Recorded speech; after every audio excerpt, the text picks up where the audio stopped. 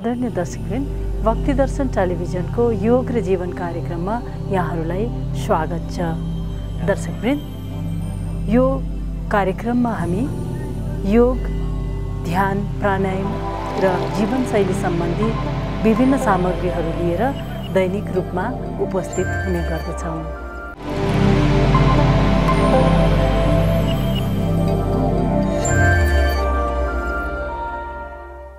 आउनुहोस् सुरु गरौँ। सजिलोसँग बसौँ, श्वासको लयमा ध्यान दिउँ। केही बेर आफूलाई अन्तर्मुखी बनाउनको लागि श्वासको लयमा ध्यान दिउँ।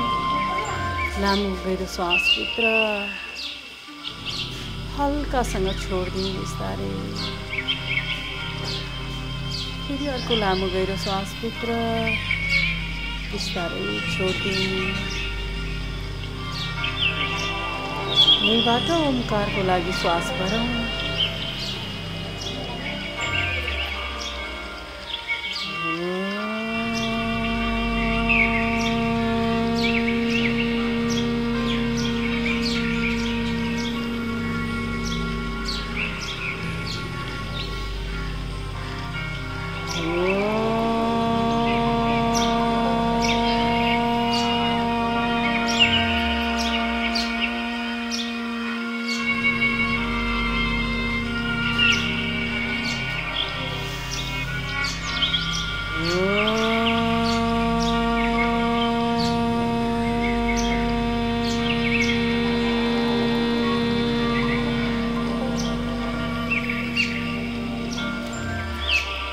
विश्राम।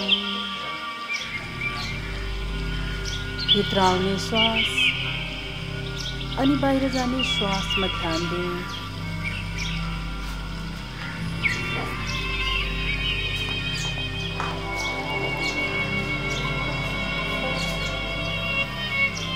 हरेक भित्र आउने श्वासले हाम्रो शरीरलाई ऊर्जा दिन्छ अनि बाहिर जाने श्वासले शरीरलाई आराम दिन्छ। भित्र आउने श्वास अनि बाहिर जाने श्वासप्रति सजग बनाऊ।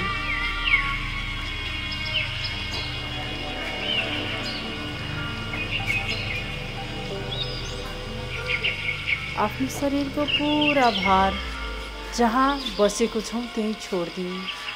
शरीरलाई हल्का राखौँ। बिस्तारै बिस्तारै हामी अर्को लामो गहिरो श्वासभित्र हल्कासँग छोडिदिउँ। आफ्नो समय लिँदै आँखा खोलौँ अनि बिस्तारै नेक रोटेसन गर्छौँ। गर्दनलाई घुमाउने काम। श्वास छोड्दै पछाडि गर्दनको खिचावहरूलाई महसुस गरौँ। श्वास भरौँ। फेरि चिउँडो छातीमा श्वास छोड्दै छोड्दै गर्दनको पछाडिको भागलाई याद गरौँ। फेरि बिस्तारै पछाडि पुरा खिचावलाई ध्यान दिउँ। श्वास भरौँ। फेरि बिचमा अनि चिउँडो छातीमा श्वास भरौँ। बिचमा केही बेर यही क्रमलाई जारी राखौँ। पछाडि अनि अगाडितर्फ चिउँडो छातीमा। कुनै पनि कारणले गर्दनमा खडापन आएको छ या काँधमा दुखाइ छ, हामीले यो सूक्ष्म व्यायाम गर्नाले बिस्तारै आफै ठिक भएर जान्छ। खुमहरूलाई थोरै उचाल्दिउँ। श्वास भरौँ। फेरि बिस्तारै पछाडि श्वास भरौँ। बिचमा आउँ। तेजे साइडमा दाहिनेतर्फ गर्दनको खिचावलाई याद गरौँ। पुरा तन्काइदिउँ। श्वास भरौँ। बिचमा आउँ। दाहिनेतर्फ श्वास छोड्दै छोड्दै देब्रेतर्फको खिचावलाई याद गरौँ।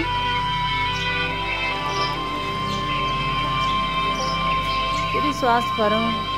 बिचमा देब्रेतर्फ पूरा खिचाव पुरै तन्काइदिउँ। श्वास भर्दै भर्दै बिचमा फेरि दाहिनेतर्फ पूरा खिचाव छ। जति सकिन्छ दुखाइलाई श्वास लिँदा र छोड्दा पुरै ध्यान दिऊ। जहाँ दुखाइ छ श्वास भरौँ। फेरि आफ्नो देब्रे कानलाई काँधतर्फ, दाहिनेतर्फ गर्दनमा पुरा खिचाव छ। श्वास लिँदै छोड्दै, श्वास लिने र छोड्ने बेलामा खिचावमा ध्यान दिउँ। जहाँ जहाँ दुखाइ छ ध्यान दिउँ। श्वास भरौँ। फेरि दाहिनेतर्फ बिचमा आऊ। माथि कुमलाई अनि तल, up and down and down. श्वास लिँदा पुरै माथि, श्वास छोड्दा तलतर्फ। काँधमा या कुमको भागमा हल्कापन महसुस गरौँ। श्वास भरौँ माथि, श्वास छोड्दा तल। अगाडिबाट पछाडितर्फ अनि बिस्तारै पछाडिबाट अगाडितर्फ। श्वास भरौँ माथि, श्वास छोड्दा तल। श्वास भरौँ माथि। जसको कुमको पाता पछाडि दुख्ने समस्या छ, यो सूक्ष्म व्यायामहरू गर्नाले आफै हराएर जान्छ। श्वास भरौँ। दुवै हातलाई अगाडितर्फ, up and down, up down. माथि अनि तल। हातको औँलालाई चलाइदिउँ। बिस्तारै साइडमा। फेरि श्वास भरौँ। भर्दै भर्दै अगाडितर्फ पुरै तन्काइदिउँ। दाहिने हातलाई अगाडितर्फ, देब्रेलाई जहाँ छ त्यहीँ। फेरि श्वास भरौँ। देब्रेलाई अगाडितर्फ, दाहिने हात जता छ त्यहीँ। अगाडि पछाडि, अगाडि पछाडि। कम्मरको भागदेखि हल्ली राखेको छ, पुरै तन्की राखेको छ। श्वास भरौँ। अझै माथि अनि हातहरू साइडमा। हत्केला उत्तानो, पुरा तन्काइदिउँ। श्वास भरौँ। बिस्तारै बिस्तारै माथि। दुवै हात जोडिदिउँ। लक गरौँ। अझै माथि, अझै माथि। श्वास भरौँ। दायाँ अनि बायाँ। श्वास छोड्दै छोड्दै दायाँ अनि बायाँ। जति सकिन्छ पुरा तन्काइदिउँ। श्वास भर्दै बिचमा, फेरि देब्रेतर्फ। श्वास भरौँ। दायाँ अनि बायाँ पुरै। सूक्ष्म व्यायामले शरीरलाई पुरै हल्का बनाउँछ। अझै माथि, अझै माथि। श्वास भरौँ। श्वास भरौँ। अझै माथि। श्वास छोड्दा जहाँ छौँ त्यही। Breathe in and breathe out. तन्काइलाई पुरा ध्यान दिउँ। श्वास लिँदा अझै माथि, श्वास छोड्दा जहाँ छौँ त्यही। थोरै पछाडि, बिचमा अनि बिस्तारै तल अनि विश्राम।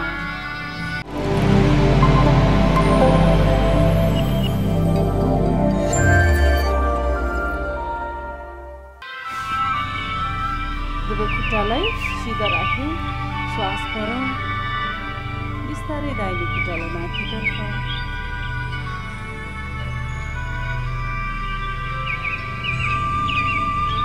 जति सकिन्छ श्वास लिँदै छोड्दै खुट्टालाई माथि अनि बिस्तारै हल्कासँग तल, माथि अनि तल, माथि तल।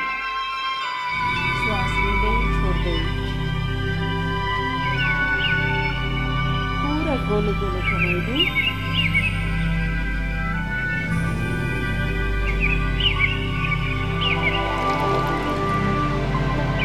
कम्मरदेखि पुरै पाइतालासम्मको भागमा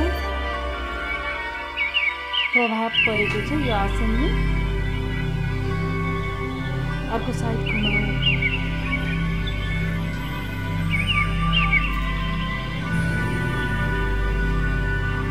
अलिकति माथि, फेरि तल, जमिनमा टच नगराई तल माथि।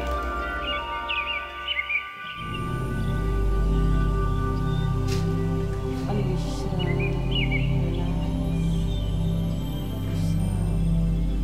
श्वास भरौँ, बिस्तारै छोडिदिउँ। मिड साइड,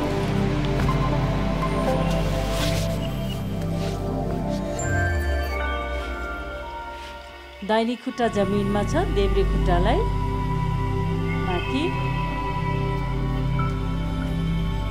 अनि तल। खुट्टामा आएको भारीपनलाई याद गरौँ। नसाहरू पुरै तन्किराखेको छ, तल अनि माथि। केही दुखाइ छ, श्वास लिँदा र छोड्दा त्यही ध्यान दिन्छौँ।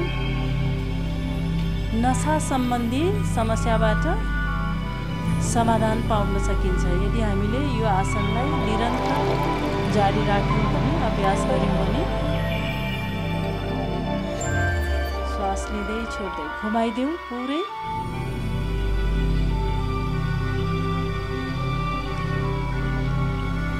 खुट्टामा आएको भारीपनलाई याद गरौँ।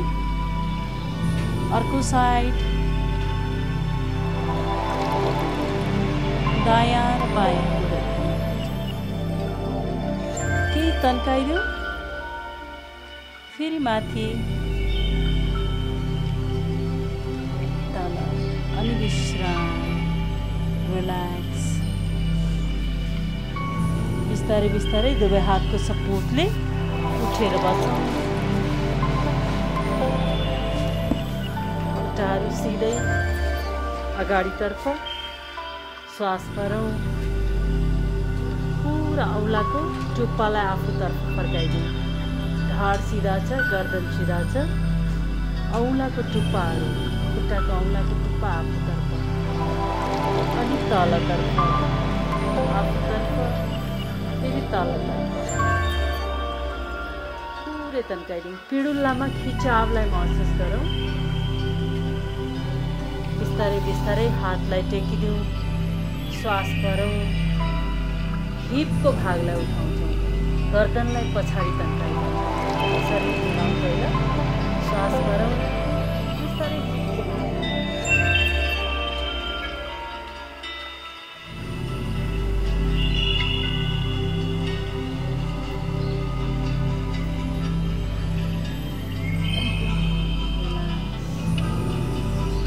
दोस्रो पटक जब जब हामी हिपको भागलाई माथि उचाल्छौँ, पुरा शरीरको भार हाततर्फ जान्छ। श्वास भरौँ।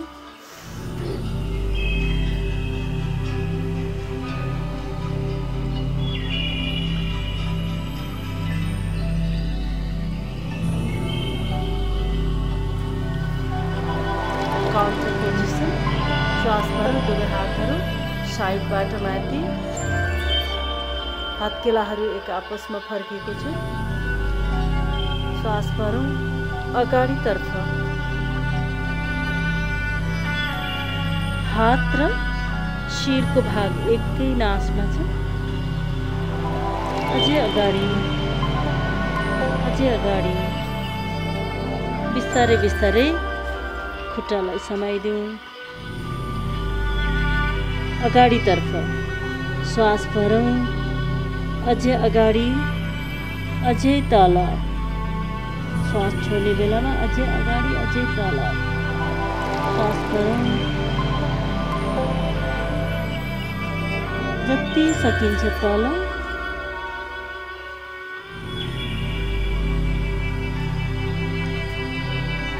श्वास भरौँ। बिस्तारै बिस्तारै उठ्दै जाउँ। अलि विश्राम।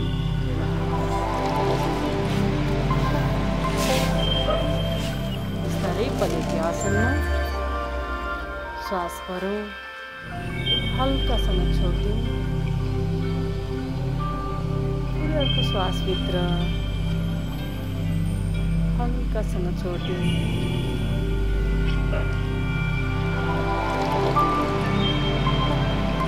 केही बेर प्राणायाम गर्छौँ हामी।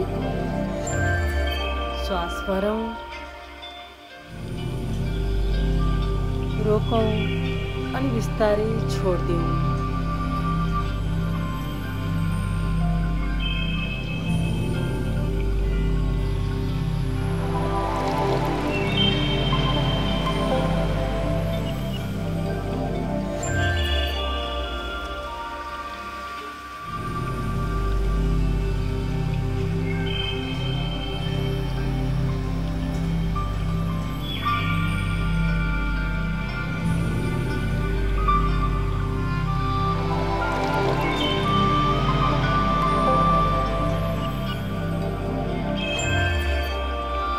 बाहिरबाट आउने प्रत्येक आवाजलाई ध्यानपूर्वक सुनौँ।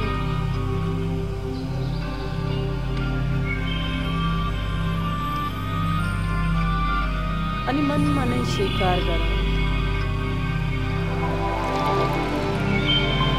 आवाज र हामीमा भिन्नता छैन। कुनै पनि आवाजले हामीलाई डिस्टर्ब गर्दैन। श्वास भरौँ, बिस्तारै छोड्दिउँ।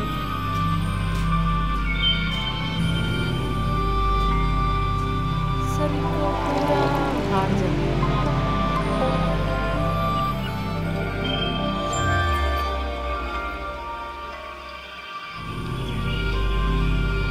काँधहरूलाई हल्का छोड्दिउँ। हातहरूलाई हल्का छोड्दिउँ।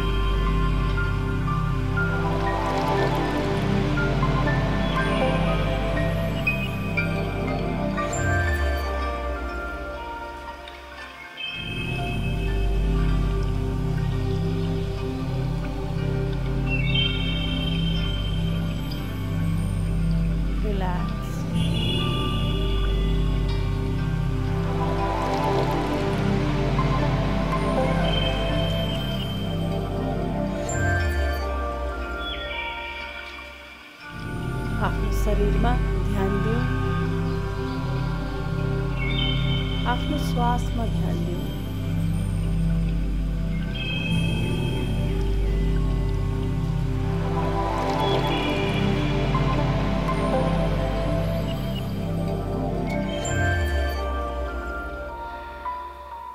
बिस्तारै बिस्तारै आफ्नो समय लिँदै आँखा खोल्न सकिन्छ।